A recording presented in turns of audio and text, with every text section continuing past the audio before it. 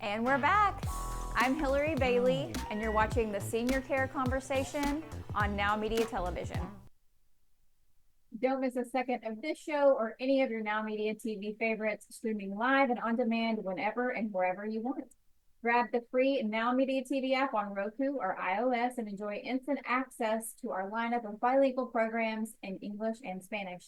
Prefer to listen on the go? You can listen to our podcast, including the Senior Care Conversation, anytime on the Now Media TV website at www.nowmedia.tv, covering business, breaking news, lifestyle, culture, and more. Now Media TV is available 24/7 and ready whenever you are. Welcome back, guys. I'm sad, we're on our last segment with DNA. She is a powerful estate planning attorney, and we are going to talk about do-it-yourself estate planning, which I made a little joke before, talking about maybe we shouldn't do that. And I probably think we shouldn't, and I think DNA is going to share with us maybe the pros and cons, probably more cons. So let's talk about do-it-yourself estate planning. Yeah, I was gonna say there's not a lot of pros. I mean, the only pro is that it gets done, but Yeah. what does that look like with it getting done, right? So, I mean, I will say this, a lot of people know that attorneys can be expensive, right? Myself can be included in that process, especially if you don't have a lot of money. But the danger about doing your own estate plan is that it may not necessarily be done correctly. And so if it's not done correctly, what happens is then when you hire an attorney, we then have to go back and fix the original problem instead of just doing it right in the first place.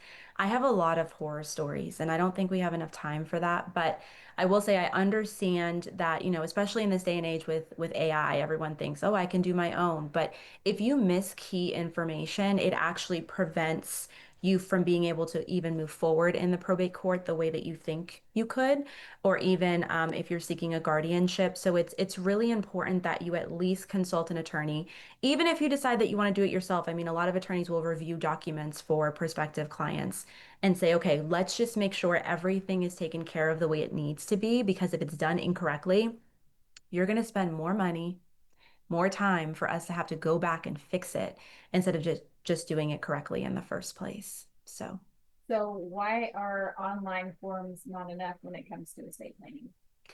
there's a lot of state nuances that a lot of online forms might not have, right? So like if you find a generic estate planning document, and I say that generically, no pun Yeah, right. intended. If you find a document online, I mean, it might not even be specific to your state.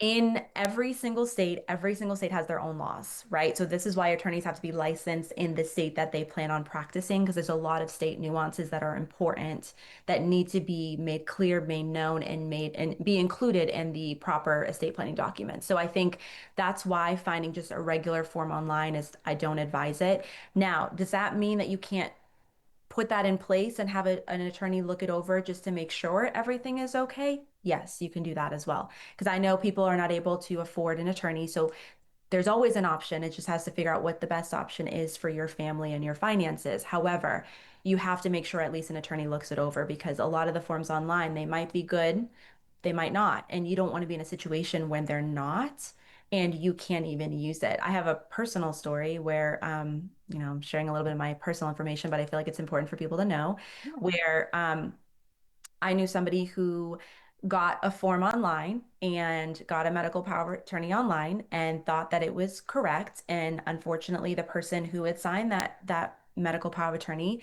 they were about to go on to hospice and they did not have any legal capacity at the time. And so unfortunately, the person who was the agent, or at least they thought they were the agent, it was not done properly. So they were not able to make any medical decisions on that person's behalf.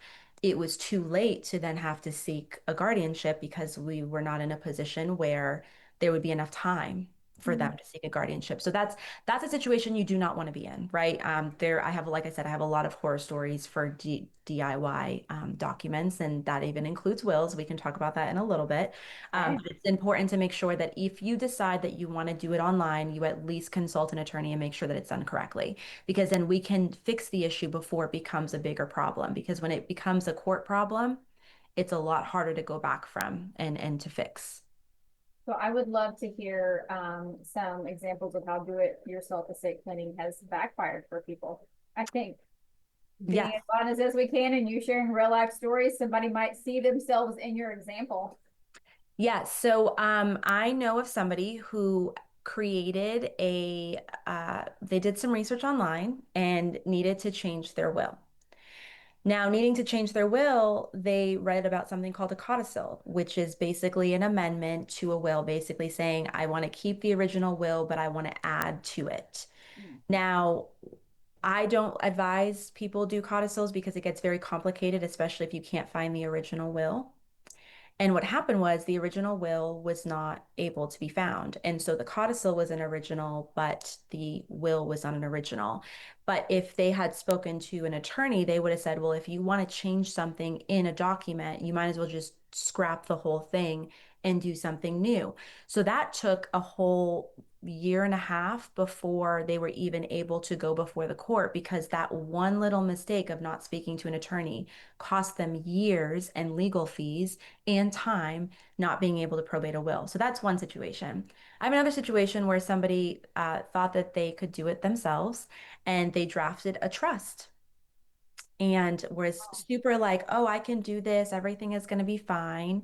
And they drafted the trust, but they didn't know that they are supposed to actually fund the trust, which means that you have to put all of the assets into the trust. So, I mean, kudos for them for doing the research and trying, but the sad part about it is that they didn't realize that until it was too late. And by the time a trust administration was supposed to happen after the person had died, the house got stuck in probate because the house was not funded into the trust the way it was supposed to.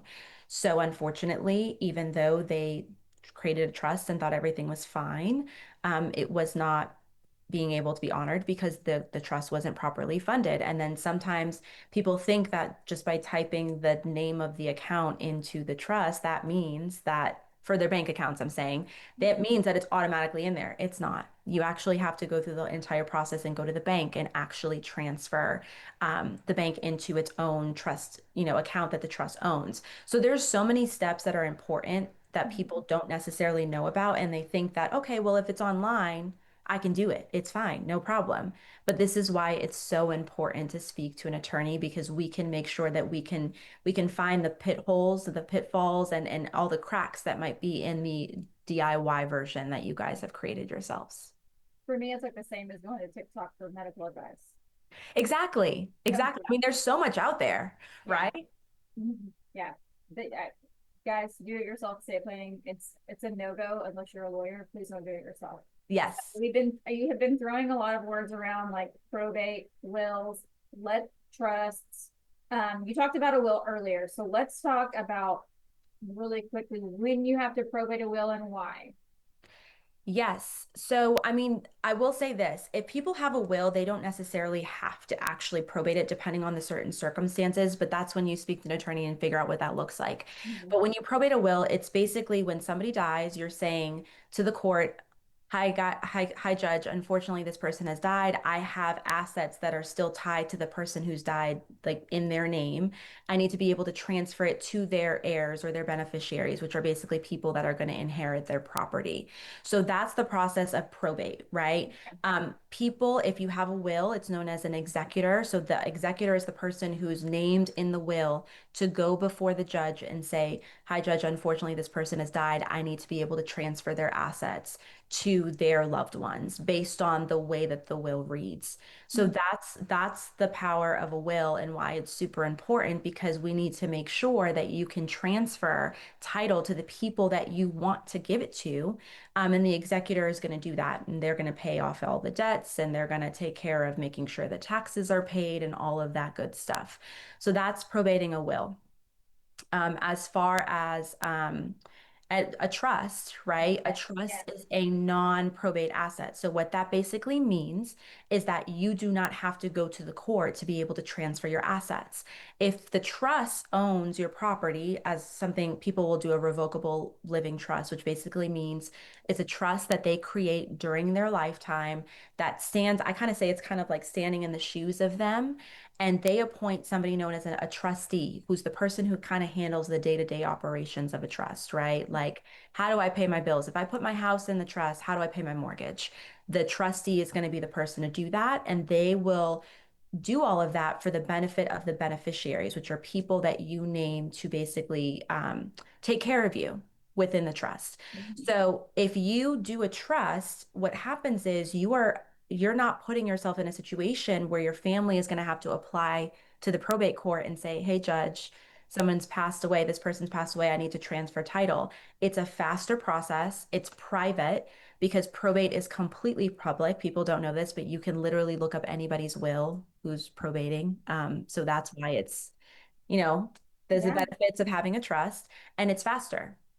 It Okay. might not cost as much because going through the probate court, you're going to have to pay an attorney to then help you through that process. And then with the trust, you might have more upfront costs in the very, very beginning, but in the long run, the value is super, super amazing because it's private. It can happen very quickly. And if the trust already owns a lot of the property, then it's going to be an easy title transfer to the beneficiaries that are listed. DNA, this has been amazing. You have given us so much wonderful information. Tell us one more time where people can find you when they need your help. Oh, of course. So they can visit my website at higheastonlaw.com. They can call my office at 281-895-1721. They can find us on social media, TikTok, Instagram, at High Easton Law. And then they can find me personally at DNA High-Easton. I'm everywhere because I'm super, super unique. All right, DNA, thank you again so much for joining us today. Your insights have shown us that legal planning is really about love, clarity, and protection. From managing family disagreements and easing caregiver burnout to aligning with your spouse and avoiding do-it-yourself pitfalls, today's conversation reminded us that the right guidance can change everything. To our viewers, I encourage you to reflect on your own family's needs and take steps to protect the people that you love. I'm Hillary Bailey, and this has been the Senior Care Conversation. Until next time, take care of yourself and your loved ones.